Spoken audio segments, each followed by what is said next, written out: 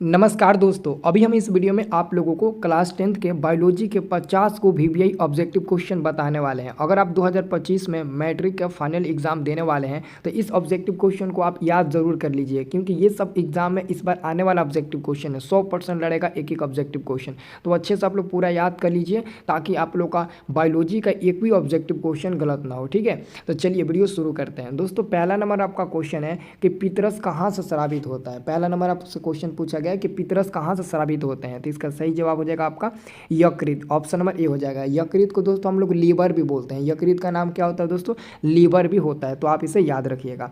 अगला हमारे पास आता है दोस्तों दूसरा नंबर क्वेश्चन। ये क्वेश्चन देखिए कई बार पूछा गया, 15 में, 16 में, 19 में, 21 में, अभी आगे कई बार पूछा गया होगा।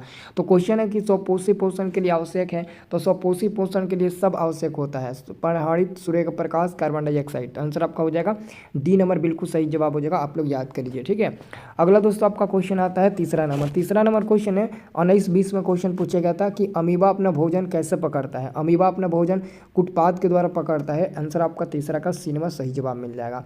चौथा नंबर दोस्तों आपका क्वेश्चन आता है कि कौन सा एंजाइम वसा पर क्रिया करता है। चौथा नंबर क्वेश्चन है कि कौन सा एंजाइम वसा पर क्रिया करता है। 19 में, 20 में, 22 में ये क्वेश्चन पूछा गया था। तो आपका दोस्तों चौथा नंबर क्वेश्चन का आंसर आपका बिल्कुल सही जवाब हो जाएगा। लाइपेज हो जाएगा सी नंबर। चौथा का आंसर आपका हो जाएगा सी नंबर सही जवाब।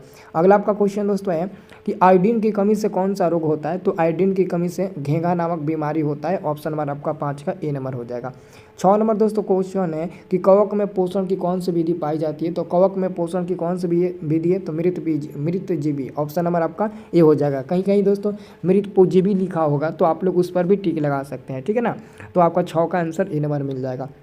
दोस्तों 7 नंबर क्वेश्चन है 2022 में पूछा गया था कि ग्लाइकोलाइसिस होता है। तो ग्लाइकोलाइसिस कोशिका द्रव्य में होता है। ऑप्शन नंबर आपका 7 का बी नंबर मिल जाएगा। 8 नंबर क्वेश्चन है किस पौधे में रंध्र अनुपस्थित रहते हैं। तो इसका सही जवाब हो जाएगा ऑप्शन नंबर बी हो जाएगा हाइड्रिला में। हाइड्रिला में जो रंध्र होते हैं ना वो अनुपस्थित का मतलब होता है कि उसमें प्रेजेंट नहीं रहते हैं। आपका आंसर हो जाएगा ऑप्शन नंबर दोस्तों बी नंबर सही जवाब हो जाएगा। दोस्तों अगर आप चैनल को नहीं सब्सक्राइब किए हैं तो कर लीजिए, क्योंकि 2025 में अगर आप एग्जाम देने वाले हैं तो मैं आपको कुछ ऐसे ऐसे ऑब्जेक्टिव और वायरल क्वेश्चन आपको दूंगा जो कि बोर्ड एग्जाम में एकदम 100% टकरा जाएगा। तो सभी लोग चैनल को सब्सक्राइब जरूर कर लीजिएगा। ठीक है ना, बहुत हेल्प मिलेगा इस बार का बोर्ड एग्जाम में आप लोगों को। ठीक है ना, फरवरी में आप लोगों का एग्जाम होगा 2025 में, तो बहुत ही हेल्प मिलेगा। ठीक है, तो देखिए आपका 9 नंबर क्वेश्चन है किण्वन क्रिया पाई जाती है। तो किण्वन क्रिया किस में पाई जाती है? ये भी क्वेश्चन बहुत ज़्यादा इंपॉर्टेंट है। ईस्ट में पाया जाता है। ऑप्शन नंबर आपका बी हो जाएगा। अगला दोस्तों क्वेश्चन है ट्रेकिया किस जीव का श्वसन अंग है। ट्रेकिया किस जीव का श्वसन अंग है? तो काकरूस का हो जाएगा। ऑप्शन नंबर आपका सी नंबर दोस्तों सही जवाब हो जाएगा। अगला क्वेश्चन आपका है दोस्तों 11 नंबर कि कौन सी गैस श्वसन क्रिया में मुक्त होती है। कौन सी गैस श्वसन क्रिया में मुक्त होती है? तो दोस्तों 11 नंबर क्वेश्चन का आपका बिल्कुल सही जवाब हो जाएगा CO2 गैस, यानी कि कार्बन डाइऑक्साइड गैस मुक्त होती है। आपका आंसर क्या हो जाएगा? Carbon dioxide gas. ठीक है ना, ऑप्शन नंबर डी हो जाएगा। अगला क्वेश्चन आपका है दोस्तों 12 नंबर। ये क्वेश्चन 21-22 में पूछा गया था, ये 23 में भी पूछा गया था क्वेश्चन कि ऑक्सीजन का वाहक कौन है। दोस्तों ऑक्सीजन का वाहक होता है आरबीसी। आरबीसी का मतलब होता है रेड ब्लड सेल, इसको हिंदी में नाम दिया जाता है लाल रक्त कोशिकाएं। और इसका जो जीवन काल होता है ना वो 120 दिन का होता है, मतलब कि यह 120 दिन तक जीवित रहता है। आपको याद रखना है, ये भी बोर्ड एग्जाम में क्वेश्चन पूछे जाते हैं। अगला क्वेश्चन आपका है 13 नंबर क्वेश्चन। ये क्वेश्चन 15 में, 19 में, 21 में पूछा गया था। खुला परिसंचरण तंत्र किस में पाया जाता है? तो काकरूस में ही पाया जाता है। 13 का आंसर बी नंबर मिल जाएगा। 14 नंबर दोस्तों क्वेश्चन है। ये क्वेश्चन 11 में, 21 में, 19 में, 22 में ये सब क्वेश्चन पूछा गया था कि मानव हृदय में कितने कोष्ठक होते हैं। दोस्तों मानव हृदय में 4 कोष्ठक होते हैं। ये सब वीवीआई क्वेश्चन है, इसको आप लोग याद कर लीजिएगा। ठीक है, अगला दोस्तों आपका क्वेश्चन है कि पौधों में गैसों का आदान प्रदान किसके द्वारा होता है। तो दोस्तों रंध्र के द्वारा होता है। ऑप्शन नंबर आपका ए नंबर बिल्कुल सही जवाब हो जाएगा, रंध्र के द्वारा होता है। अगला क्वेश्चन आपका है पौधे में उत्सर्जी पदार्थ क्या होता है। तो गोंद, टैनिन, रेजिन सब हो जाएगा। ये क्वेश्चन दोस्तों 24 में भी पूछा गया था, तो 24 में यहाँ पर नहीं शो किया गया है, तो ये क्वेश्चन याद रखना 24 में भी पूछा गया था। और अगला क्वेश्चन आपका है दोस्तों 17 नंबर क्वेश्चन। ये 17 में और 20 में पूछा गया था कि निम्न में कौन वृक्क की रचनात्मक एवं क्रियात्मक इकाई है। तो नेफ्रॉन हो जाएगा। 17 का हो जाएगा ऑप्शन नंबर आपका बी नंबर बिल्कुल सही जवाब हो जाएगा। अगला क्वेश्चन है मानव शरीर की सबसे लंबी कोशिका। तो मानव शरीर की सबसे लंबी कोशिका न्यूरॉन होती है, जो कि आपको बोर्ड एग्जाम 20 और 21 में पूछा गया था। तो ऑप्शन नंबर आपका 18 का सी नंबर मिल जाएगा। दोस्तों अगला क्वेश्चन देखिए, अगला क्वेश्चन आपका 19 नंबर है। ये क्वेश्चन दोस्तों 2018 में और 2022 में पूछा गया था कि मस्तिष्क का कौन सा भाग शरीर की स्थिति तथा संतुलन का अनुरक्षण का कार्य अनुरक्षण करता है तो वो होता है अनुमस्तिष्क। सब नहीं होगा, ऑप्शन में सिर्फ सी नंबर वाला बिल्कुल सही जवाब हो जाएगा। अब देखिए दोस्तों अगला क्वेश्चन, सभी क्वेश्चन को याद कर लीजिएगा और याद हो जाएगा ना तो आप हमें कमेंट करके बता दीजिएगा कि सर हम सारा क्वेश्चन याद कर लिए हैं, आप ज़रूर बताइएगा। अगला क्वेश्चन है, दो तंत्रिका कोशिका के मध्य खाली स्थान को कहते हैं तो सिनेप्स कहा जाता है। ये क्वेश्चन 12 में, 17 में, 22 में पूछा गया था। सही उत्तर आपका बी नंबर हो जाएगा। अगला क्वेश्चन आपका है कि मस्तिष्क उत्तरदायी है। मस्तिष्क उत्तरदायी है दोस्तों, मस्तिष्क जो होता है ना वो सोचने के लिए, हृदय स्पंदन के लिए, शरीर के संतुलन के लिए, सभी के लिए उत्तरदायी होता है। तो आंसर आपका डी नंबर बिल्कुल सही जवाब हो जाएगा। अगला क्वेश्चन है, निम्नलिखित में कौन पादप हार्मोन नहीं है? इसमें से बताना है कौन पादप हार्मोन नहीं है। तो ऑक्सीटोसिन ये हमारा पादप हार्मोन नहीं होता है दोस्तों, बी नंबर सही जवाब हो जाएगा। अगला क्वेश्चन, इनमें से कौन पादप हार्मोन है? इनमें से पादप हार्मोन कौन सा है? तो आपका बिल्कुल सही जवाब हो जाएगा दोस्तों, ऑप्शन नंबर आपका डी हो जाएगा, साइटोकाइनिन आपका पादप हार्मोन है। 17-18 में यह क्वेश्चन पूछा गया था। अगला क्वेश्चन, मनुष्य के शरीर की सबसे बड़ी ग्रंथि कौन सी होती है? दोस्तों मनुष्य के शरीर की सबसे बड़ी ग्रंथि होती है यकृत, यानी कि लीवर होता है। लीवर आप लोग देखे होंगे ना, लीवर सबसे बड़ी ग्रंथि होती है मनुष्य के शरीर की। अगला क्वेश्चन है, किसे रासायनिक दूध कहा जाता है? रासायनिक दूध तो हम लोग दोस्तों हार्मोन को कहते हैं। ये क्वेश्चन 20 में, 22 में पूछा गया था, 24 में भी पता ना पूछा गया, 24 में नहीं पूछा गया था, 25 में पूछेगा दोस्तों, ठीक है ना। अगला क्वेश्चन आपका है कि इंसुलिन की कमी से होता है। इंसुलिन की कमी से दोस्तों मधुमेह नामक बीमारी होती है। आंसर आपका सी हो जाएगा। ये 13 में, 15 में और 16 में क्वेश्चन पूछा जा चुका है ऑलरेडी, ठीक है। अगला क्वेश्चन आपका है दोस्तों 27 नंबर। 27 नंबर क्वेश्चन है, फूल में नर प्रजनन अंग है। ये 13 में, 19 में और 21 में क्वेश्चन पूछा गया था और इसका बिल्कुल सही जवाब हो जाएगा पुंकेसर, ऑप्शन नंबर ए हो जाएगा।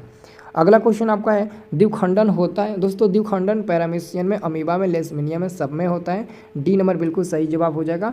अगला आपका क्वेश्चन है कि पौधों में जनन अंग कहाँ पाए जाते हैं? पौधों में जनन अंग कहाँ पाए जाते हैं? पुष्प में यानी कि फूल में पाया जाता है। पुष्प यानी कि फूल, ऑप्शन नंबर सी सही जवाब हो जाएगा। ये 22 में और 20 में 2 बार क्वेश्चन ऑलरेडी पूछा जा चुका है, ठीक है।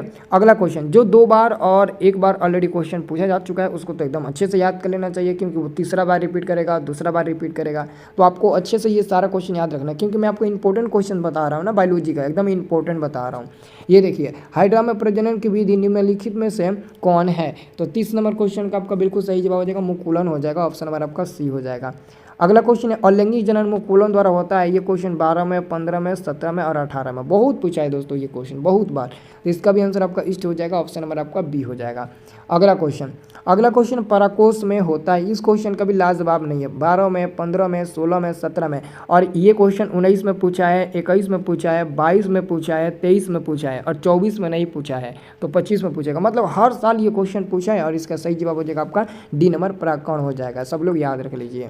अगला क्वेश्चन हमारे पास है, पुष्पी पौधों में लैंगिक जनन होता है। तो पुष्पी पौधों में लैंगिक जनन फूलों द्वारा होता है ना, आपका 33 का ऑप्शन नंबर बी बिल्कुल सही जवाब हो जाएगा। अब देखिए अगला क्वेश्चन आपका है 34वां, अंडाणु निषेचित होता है। 13 में, 19 में, 21 में ये क्वेश्चन पूछा गया था। अंडाणु निषेचित होता है तो फैलोपियन नलिका से, ऑप्शन नंबर आपका डी नंबर बिल्कुल सही जवाब हो जाएगा। अगला क्वेश्चन है, निम्न में कौन मादा जनतंत्र का भाग नहीं है? तो ये हो जाएगा शुक्रवाई का दोस्तों, सी नंबर वाला। ये क्वेश्चन 18 में, 16 में और 21 में पूछा गया था और 35 का आपका सी नंबर बिल्कुल सही जवाब हो जाएगा, इसे याद कर लीजिए। अगला आपका क्वेश्चन है दोस्तों, ये क्वेश्चन है कि एंड्रोजन क्या है? तो ये एक नरलिंग हार्मोन होता है। हार्मोन है बट नरलिंग हार्मोन, मादरलिंग हार्मोन नहीं बल्कि नरलिंग हार्मोन होता है, ऑप्शन नंबर ए हो जाएगा। अगला क्वेश्चन आपका है कि निम्नलिखित में कौन उभयलिंगी जंतु है? उभयलिंगी जंतु कौन सा हो जाएगा? तो इसका बिल्कुल दोस्तों सही जवाब हो जाएगा केंचुआ आपका उभयलिंगी जंतु हो जाएगा, ऑप्शन नंबर ए बिल्कुल सही जवाब हो जाएगा। अगला क्वेश्चन है, शुक्राणु का निर्माण होता है। दोस्तों शुक्राणु का निर्माण वृषण में होता है, ऑप्शन नंबर 38 का ए नंबर बिल्कुल सही जवाब हो जाएगा। और आपका अगला क्वेश्चन है, ध्यान से यहाँ पर देखिएगा कि निम्नलिखित में कौन नर युग्मक है? दोस्तों यहाँ पर नर युग्मक पूछा गया। ये क्वेश्चन 16 में और 17 में 2 बार पूछा जा चुका है। तो नर युग्मक आपका शुक्राणु हो जाएगा ना, शुक्राणु, हाँ, ऑप्शन नंबर ए आपका बिल्कुल सही जवाब हो जाएगा। अगला क्वेश्चन मैं आपसे पूछने वाला हूँ दोस्तों कि मेंडल ने अपने अनुवांशिकी प्रयोग हेतु किस पौधे का उपयोग किया था? ये क्वेश्चन 19 में भी, 20 में भी, 22 में भी क्वेश्चन पूछा गया है। तो इसका हो जाएगा आंसर मटर हो जाएगा। क्या हो जाएगा? मटर हो जाएगा, यानी कि ऑप्शन नंबर आपका सी नंबर बिल्कुल सही जवाब हो जाएगा। अगला क्वेश्चन 41 नंबर है कि स्त्रियों में लिंग गुणसूत्र युग्म होता है। तो स्त्रियों में लिंग गुणसूत्र XX पाया जाता है, ऑप्शन में दोस्तों आपका बी नंबर बिल्कुल सही जवाब हो जाएगा, इसे आप लोग याद कर लीजिए, ठीक है ना दोस्तों। अगला क्वेश्चन है, निम्न में कौन एक अवशेषी अंग है? तो यहाँ पर आपका अपेंडिक्स हो जाएगा। अपेंडिक्स एक अवशेषी अंग होता है, आप लोग का आंसर याद रखना है, डी नंबर वाला बिल्कुल सही जवाब हो जाएगा, ठीक है ना। अब दोस्तों अगला क्वेश्चन देखिए, अगला आप लोगों के पास क्वेश्चन है कि द ओरिजिन ऑफ स्पेसीज नामक पुस्तक किसने लिखी। ये क्वेश्चन 15 में, 20 में, 22 में पूछा गया, तो इसका सही जवाब हो जाएगा चार्ल्स डार्विन ने लिखा। ऑप्शन नंबर ए बिल्कुल सही जवाब हो जाएगा। अगला क्वेश्चन है, निम्नलिखित में कौन एक उभयलिंगी जंतु है। दोस्तों उभयलिंगी जंतु पूछा है, तो उभयलिंगी जंतु कौन सा हो जाएगा, तो आपको याद रखना दोस्तों, उभयलिंगी जंतु केंचुआ हो जाएगा, जो कि 2 बार क्वेश्चन ऑलरेडी ये रिपीट हो गया। तो ऑप्शन नंबर ए आपका बिल्कुल सही जवाब हो जाएगा। अब दोस्तों अगला क्वेश्चन है, ग्वाइटर अथवा घेंगा पनपता है, तो ग्वाइटर अथवा घेंगा पनपता है तो आयोडीन की कमी से। ऑप्शन नंबर आपका दोस्तों बी नंबर बिल्कुल सही जवाब हो जाएगा। आप लोग इसे याद रखिएगा, ऑप्शन नंबर बी आपका बिल्कुल सही जवाब हो जाएगा। मैंने आपको दोस्तों 45 ऑब्जेक्टिव क्वेश्चन बताया, ये सब का सब दोस्तों VBI क्वेश्चन है, इसको याद कर लीजिएगा। देखिए आपका एग्जाम में बहुत अच्छा नंबर आएगा।